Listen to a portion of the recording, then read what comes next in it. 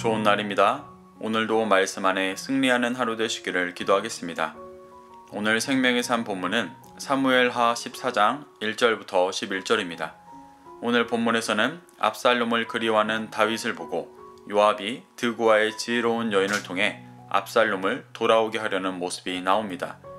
이 구절들을 통해 하나님께서 무엇을 말씀하시는지 한 절 한 절 살펴보도록 하겠습니다. 1절입니다. 스루야의 아들 요압이 왕의 마음이 압살롬에게로 향하는 줄 알고. 다윗은 압살롬에게로 마음이 향하며 사무엘하 13장 29절에 이어 압살롬에 대한 분노를 끝내고 그를 그리워하는 모습을 보이고 있습니다. 이것이 예수님께서 탕자의 비유에서 말씀하셨던 탕자를 기다리는 아버지의 모습입니다. 압살롬이 형제를 죽이는 큰 죄를 지었지만 그런 자도 구원하기를 소망하시는 하나님 아버지의 마음을 보여주는 것입니다.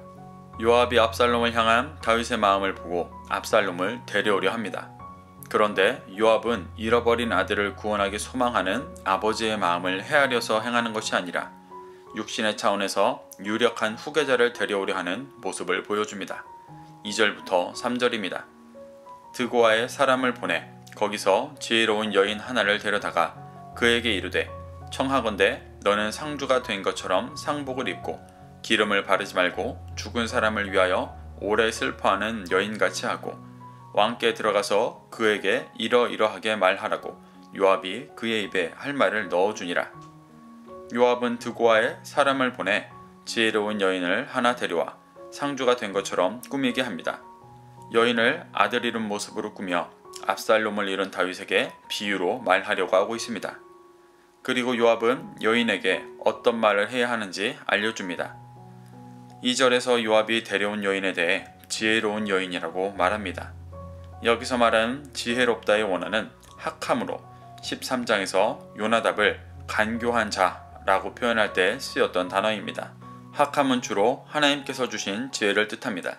그런데 요나답은 하나님께서 지혜를 주신 자였음에도 그 지혜를 육신의 정욕을 위해 사용하고 있는 죄 가운데 있는 인간의 모습을 보여줬었습니다. 요압이 데려온 지혜로운 여인 역시 마찬가지였습니다. 하나님께서 지혜를 주셨지만 그것으로 제사장 나라를 이루고 하나님의 뜻을 이루는 데 사용하는 것이 아니라 자신의 육신의 정욕을 위해 사용하고 있습니다. 만일 드고아의 여인이 정말 하나님의 지혜를 가진 자였다면 다윗에게 압살롬을 데려오라고 말하는 것이 아니라 압살롬에게로가 회개시키고 진짜 제사장 나라의 왕위를 이을 자로 조언했을 것입니다. 하지만 그녀는 제사장 나라를 이루어가는 진짜 지혜에 관심이 없었기 때문에 압살롬을 돌아오게 하는 얄팍한 꾀를 내고 있을 뿐이었습니다. 여인도 요압도 다 하나님께서 주신 지혜를 가진 자였지만 다들 자신의 육신을 위해 지혜를 사용하고 있었습니다. 4절입니다. 드고아 여인이 왕께 아랠 때 얼굴을 땅에 대고 엎드려 이르되 왕이여 도우소서 하니 드고아 여인은 다윗에게 와서 얼굴을 땅에 대고 엎드려 도와달라고 청했습니다. 여기서 도우소서의 원어가 야샤로 구원하다라는 뜻입니다. 여인은 어떤 어려움을 해결해 달라는 차원이 아니라 자신의 삶을 구원해 달라고 청하고 있는 것입니다. 5절부터 6절입니다. 왕이 그에게 이르되 무슨 일이냐 하니라. 대답하되 나는 진정으로 과부이니이다. 남편은 죽고 이 여종에게 아들 둘이 있더니 그들이 들에서 싸우나 그들을 말리는 사람이 아무도 없으므로 한 아이가 다른 아이를 쳐 죽인지라. 드고아의 여인은 구원을 청하는 자신이 어떤 처지에 있는지를 설명합니다. 그녀는 과부로 남편이 죽고 아들 둘이 있었는데 그 둘이 싸워 한 아들이 다른 아들을 죽였다고 말합니다. 여기서 진정한 과부라는 것은 그녀가 남편을 잃고 더 이상 기업을 물을 사람이 없어 아들 둘이 다인 상황을 말하는 것입니다. 이스라엘은 가나안을 정복할 때 각 지파와 가문에 각자의 땅을 유업으로 나누어 주었었습니다. 그리고 그 자녀들이 각자의 유업을 계속 물려받게 하였었습니다. 그런데 남편이 죽어 자손이 끊길 상황이 되면 유업을 이어갈 사람이 없으니 남편의 형제나 우선순위에 있는 친척이 과부와 동침해 아이를 낳게 하고 원래 남편의 자녀가 되게 하여 기업을 이어가게 하는 계대혼수법이라는 제도가 있었습니다. 그런데 여인이 스스로 진정한 과부라고 하는 것은 이제 나이가 들어서인지 기업을 물을 사람이 없어서인지 더 이상 계대혼수법으로 다른 자녀를 낳을 수도 없고 지금 있는 두 아들이 전부인 상황을 말하는 것입니다. 그런데 두 아들이 서로 다투어 한 사람이 죽게 되었습니다. 여기서 말리는 사람이 없었다고 말하는데 이 말은 압살롬이 암논을 죽이는데 다윗이 말리지 않았기 때문에 다윗에게도 책임이 있다는 것을 말하기 위해서 하는 것이었습니다.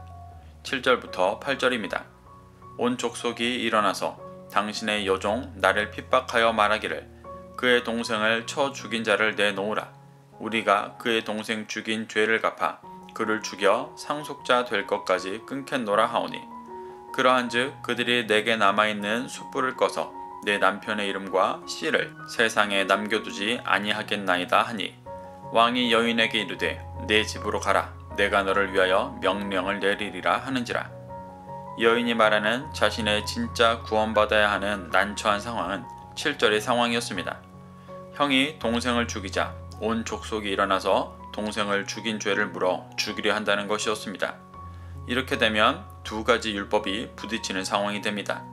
첫 번째는 온 이스라엘이 주장하는 민수기 35장 19절에 기록된 친척이 피를 보복하는 자가 되어 살인한 자를 반드시 죽인다는 율법을 지키는 것이었습니다. 두 번째는 앞서 말한 계대혼수법이었습니다. 자손을 이어가 하나님께 받은 유업을 이어가야 한다는 율법이었습니다. 그녀는 진정한 과부가 되어 아들이 하나밖에 남지 않았는데 그 아들을 죽인다는 것은 상속자를 끊게 하는 것이고 그 가문에 주신 기업을 이을 자가 더 이상 없게 하는 것이었습니다. 이렇게 되면 이 여인은 어떤 기업도 없이 남은 생을 비참하게 살게 되는 것이었습니다. 그래서 여인은 구원해달라는 표현을 사용한 것입니다. 아들을 죽이지 않아야 자신이 살아갈 수 있기 때문입니다. 여인은 율법대로 피해 보복을 하는 것과 기업을 이어가야 한다는 율법이 부딪히는 상황 속에서 다윗에게 기업을 이어가는 선택을 할 수 있도록 유도하고 있습니다. 요압과 여인은 다윗이 압살롬에게 피해에 대해 복수해야 하는지 아니면 용서하고 다윗의 기업 이스라엘을 이어가게 해야 하는지 고민하고 있을 것이라 여기고 다윗에게 피해 복수를 해야 한다고 주장하는 사람들을 신경 쓰지 말고 압살롬을 불러 기업을 이어가야 한다고 말하려 하는 것입니다. 그래서 다윗은 아직은 압살롬의 이야기로 듣지 못한 채 이들의 유도대로 여인을 위하여 명령할 것이라고 말합니다. 여인을 위하여 명령한다는 것은 여인이 버려지지 않도록 아들을 살려줄 것이라고 말하는 것입니다. 9절입니다. 드고와 여인이 왕께 아뢰되 내 주 왕이여 그 죄는 나와 내 아버지의 집으로 돌릴 것이니 왕과 왕위는 허물이 없으리이다. 여인을 위하여 아들을 살려줄 것이라 말하는 다윗에게 여인은 그 죄는 나와 내 아버지 집으로 돌릴 것이니 왕과 왕위는 허물이 없을 것이라고 말합니다. 이 말은 아들을 지켜줬을 때 살인한 자를 죽여야 한다는 율법을 어기는 죄를 자신이 대신 받겠다는 것입니다. 이것은 요압의 결단을 전하는 것이었습니다. 압살롬을 데려온 대가는 자신이 치르겠다는 것입니다. 요압이 죄를 자신이 짊어지면서까지 압살롬을 데려오려 하는 이유는 그를 통해 제사장 나라를 이루고자 하는 것이 아니라 새로운 정권의 주축이 되고자 하는 자신의 유익 때문이었을 것입니다. 그는 이후의 삶에서 계속해서 자신의 유익을 쫓는 중심을 보여줍니다. 10절부터 11절입니다. 왕이 이르되 누구든지 내게 말하는 자를 내게로 데려오라. 그가 다시는 너를 건드리지도 못하리라 하니라. 여인이 이르되 청하건대 왕은 왕의 하나님 여호와를 기억하사 원수 갚은 자가 더 죽이지 못하게 하옵소서. 내 아들을 죽일까 두렵나이다 하니 왕이 이르되 여호와께서 살아계심을 두고 맹세하노니 내 아들의 머리카락 하나도 땅에 떨어지지 아니하리라 하니라. 다윗이 드고와 여인의 유도대로 누구든지 율법을 따라 아들을 죽이겠다고 하는 자를 데려오라고 말하며 누구도 다시는 여인의 아들을 죽이지 못하게 하겠다고 약속합니다. 요압과 여인은 다윗이 율법대로 피해 보복을 하는 것과 기업을 이어나가야 한다는 율법이 부딪히는 상황에서 여인을 긍휼히 여기며 반드시 기업을 이어나가는 쪽을 선택할 것이라고 생각했었습니다. 그래서 다윗에게 여인에게 판결한 것처럼 압살롬을 데려와야 한다고 주장하려 하고 있습니다. 그런데 이는 다윗이 하는 고민의 차원을 육신의 차원으로 생각했기 때문에 알 수 있는 해결책이었습니다. 다윗은 하나님의 마음으로 압살롬이 다시 구원의 길을 가며 진정한 제사장 나라의 왕이 되기를 바랬을 것입니다. 이는 단지 육신이 이스라엘로 귀환한다고 되는 일이 아니었습니다. 다윗이 지났던 연단의 시간을 지나며 진정한 회개와 제사장 나라를 이루고자 하는 확신과 믿음이 있어야 가능한 일이었습니다. 그래서 다윗은 회개하고 돌아올 탕자를 기다리는 마음으로 압살롬을 기다리고 있던 것입니다. 그런데 요압은 율법을 근거로 들며 다윗이 망설이고 있는 이유일 것 같은 율법은 신경 쓰지 말고 기업을 이어나가야 한다고 말하고 있습니다. 다윗과 같이 연단의 시간을 지나와 놓고 압살롬이 연단받고 진정한 제사장 나라 왕의 중심이 되는 길을 인도하려 하기보다 그저 귀환시키는 일에 몰두하고 있습니다. 그가 진정으로 압살롬을 제사장 나라 왕으로 세우기를 바랐다면 다윗이 아니라 압살롬을 찾아가 회개하고 돌이키도록 도왔을 것입니다.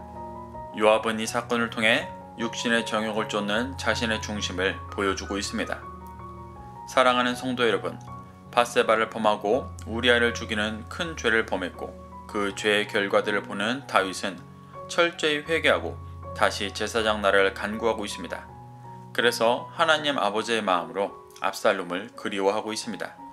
그런데 그의 오른팔 요압은 더욱 자신의 육신의 모습을 드러내며 육신의 유익을 쫓아 압살롬을 데려오는 일에만 집중하고 있습니다.